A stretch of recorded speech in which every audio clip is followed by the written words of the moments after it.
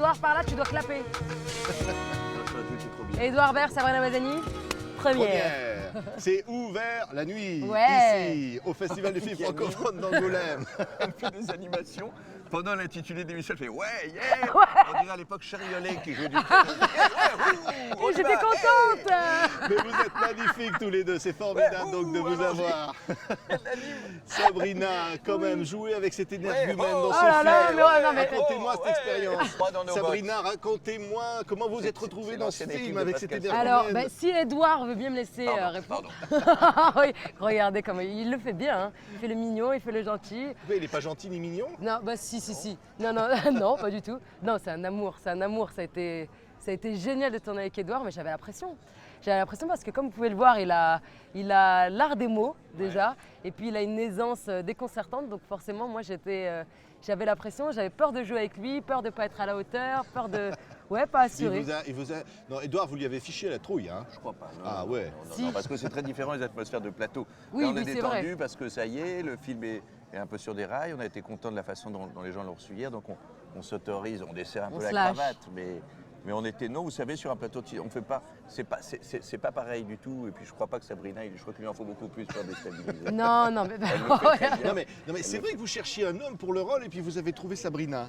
bah Non, voilà. parce qu'au départ, mon personnage il y avait un truc sur la transmission, il emmenait un jeune stagiaire, et puis après je me suis aperçu que c'était beaucoup plus fort pour le film, que ce soit une femme et surtout que ce soit Sabrina, parce que c'est elle. Et puis d'abord, elle représente les deux ensemble, c'est quelque chose d'assez inattendu, quoi, de nous voir marcher dans la rue, c'est pas évident. Quand on se voit, on se dit pas tiens, ces deux-là, ils sont pas forcément copains de lycée, quoi. Donc il y a quand même une confrontation qui était bien pour le film. Et mon personnage qui aime ça, il aime aller vers ce qui est différent, vers ce qui l'étonne, et puis il ne déteste pas l'idée de pouvoir plaire un peu, d'essayer de séduire. Et donc ça faisait un truc fort pour le film. C'est ouvert la nuit, Sabrina. Eh ben ouais, c'est ouvert la nuit, c'est l'univers un petit peu fou, farfelu d'Edouard. Et moi, c'est lui que je retrouve en fait, tout ce qu'il est de drôle, de touchant, enfin moi, il m'embarque tout de suite dans son univers. J'admirais déjà son travail avant et alors humainement, c'est une personne formidable. Donc, ah ouais, vraiment, moi, c'était un cadeau. Et puis, qu'il me fasse confiance comme ça, qu'il m'offre ce rôle, qu'il a réécrit aussi, du coup, pour moi, c'était une chance incroyable. Et puis, c'était assez audacieux de sa part aussi de se dire je vais faire ça avec moi, quoi. Je sais pas si c'était couru d'avance, donc C'est pas gagné, mais bon, c'est formidable. Edouard, vous êtes un directeur de théâtre, une nuit pour sauver ce théâtre. Puis alors, il faut trouver un singe, et vous entourez de personnages pas possible. Ça se passe dans Paris la nuit, noctambule. C'est des rencontres incroyables, c'est plein de poésie, tout ça. Eh bien écoutez, merci. Oui, c'est un type qui doit trouver de l'argent. Il se trouve que aujourd'hui, si je vais chercher de l'argent, nous on se dirait, on se mettrait devant notre ordi ou notre téléphone. Et bien lui, non, son truc c'est de convaincre, de séduire et d'aller, de voir les gens en vrai, de les toucher. Donc, et puis il compte un peu sur le hasard, il compte sur la vie de hasard. Et il croit qu'en allant dans les rues, on peut encore trouver des solutions. Il a une sorte d'utopie comme ça. Il se dit, on dit tout le monde savait que c'était impossible, l'imbécile ne savait pas et il l'a fait. Et c'est un peu lui. Mais c'est la poésie des Oui, c'est un artistes. personnage. Derrière tout ça, on voit la folie. Bah lui n'est pas un artiste, mais Ouais.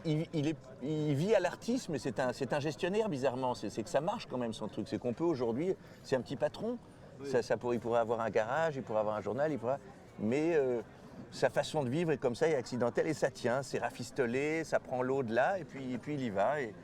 Mais on vit comme ça, hein. Nous, on avance et puis il y a 12 catastrophes, il y a des amis pas bien, des malades, des brouilles, on a notre banquier qui nous a appelé ce matin et on avance. Il y a un producteur japonais terrifiant. Ouais. Un metteur en scène, ouais. Un metteur en scène. C'est ça, ça existe ça Mais dans oui, le- mais dans le vous, théâtre regardez, personne ne peut penser que ce monsieur est cadreur, par exemple. Mais si vous avez une équipe délirante, à vue d'œil, on se dit c'est des bras cassés. On se dit lui a loupé 8 fois son bac. Lui, merde. lui sort de tôle. Lui est entre 3 joints. Quant à lui, il rêve c'est que de faire de la muscu, prendre votre place. Et tout ça, ça tient. Vous-même, vous rêvez du bar, vous dites quand est-ce que j'ai fini avec ces deux-là. Et pourtant, ça fait une équipe, ça fait une famille et l'émission va être bien, j'en suis sûr. C'est vous voyez. sûr, hein, c'est ça. C'est quand hein, même ça- ces fauteuils, Non, c'est mais improbable. Là, on fait croire que c'est de l'eau, ça n'en est pas. Tout ça. Il y a le directeur Tout est d'hôtel faux. qui dit quand est-ce que vous payez votre chambre. Vous voyez, tout ça est dans un truc. Lui, il rêve d'aller faire laver sa chemise parce qu'elle est dans un état lamentable. Donc tout est. Et on avance et on est bien. C'est merveilleux, hein, il est incroyable. Mais Sabrina. tu vois, quand je te C'était comme disais, ça dans le ah mais alors tournage. tu t'imagines bien que j'ai la pression.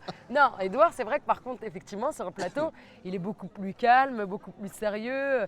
Je le sentais un petit peu comme ça, je crois, quand il avait le track en lançant le moteur. Parfois, il allait un peu à droite, à gauche, mais toujours à nous faire marrer, mais comme pas possible. Mais c'est un pur cadeau sur le film parce qu'il savait vraiment là où il voulait qu'on aille, ce qu'il voulait en termes de cadre, techniquement, artistiquement. Moi, j'ai vachement appris. J'ai vraiment, il a remis en question des choses qui étaient ancrées en moi depuis pratiquement 15 ans que je fais ce métier. Donc, j'ai énormément appris. Il y a des comédiens formidables, Audrey Tautou. Et puis, il y a Galabru, c'est son dernier rôle, c'est tellement touchant. Il est sur scène, là, il joue comme ça, jusqu'à la dernière seconde en fait. Son dernier rôle aura été sur une scène de théâtre avec vous. Mais ce qui est fou, c'est que la dernière phrase du film, il quitte le film en disant « À mon âge, c'est toujours difficile de prévoir l'avenir ». C'est assez étonnant. Non, mais c'était extraordinaire de la voir parce qu'il représente tellement de choses. Moi, pour ma génération, Michel Galabru, c'est des mondes, on est né avec lui, il nous a accompagnés jusqu'au bout. Il est resté, je trouve qu'il était même de meilleur en meilleur. Il était devenu un peu comme un trésor national, je trouve, Galabru. Là, moi, je l'avais vu sur scène assez tard, il faisait des lettres de Pagnol à Rému. Il jouait ça avec Cobert, il était juste assis là, il lisait la lettre, il avait un truc à même plus à jouer. Il a tellement vécu, il a tellement magasiné, il se connaît tellement, et c'est le moindre geste, le truc, il n'a pas besoin. Lui croyait parfois quand on l'employait mal, il croyait qu'il faisait mais il n'avait pas besoin du tout. Quand il y a des films où il est sobre, où il est incroyable. Dans le film, ce producteur, cette productrice japonaise, elle lui dit jouez moins. Oui, et c'est ce qu'on lui a dit toute sa vie finalement. On lui a dit arrêtez de faire du Galabru alors qu'il était formidable. Non, mais ça c'est un truc de metteur en scène. Serrault, moi c'est une anecdote que m'avait raconté Serrault avec, c'est bien de mec qui connaît. Te donner le nom et tout. Non, mais qui lui arrivait avec Claude Sauté, quoi. C'était de prendre un acteur de comédie en disant allez arrête tout maintenant et de vouloir casser un peu. Il y a ça aussi parfois dans le théâtre. Il y a des metteurs en scène qui croient qu'il faut casser quelqu'un pour en sortir quelque chose. Je crois que Piala était parfois un peu. Alors parfois ça donne des choses étonnantes et parfois c'est fatigant. C'est ouvert la nuit, c'est plein de poésie, c'est un monde particulier, c'est un monde poétique de rêve, celui d'Édouard. Finalement, hein, Sabrina, qu'est-ce qu'on lui dit là? On va se quitter, mais là... Vous me faites penser à Jean-Luc Petit-Renaud là. C'est formidable, il faut y aller. Il faut y aller, aller voir le film. Les jambons comme ça, vous n'en trouverez plus. Voyons. C'est formidable, il faut y aller. Filme ça. Filme ce qu'il dit. Il faut y aller, c'est formidable. Bravo. Merci. Non mais voilà, il n'y a rien à dire avec lui. Qu'est-ce qu'on fait? On s'embrasse, Sabrina? Bah oui. Attends. Mon Dieu. Merci à tous. Merci. Merci beaucoup.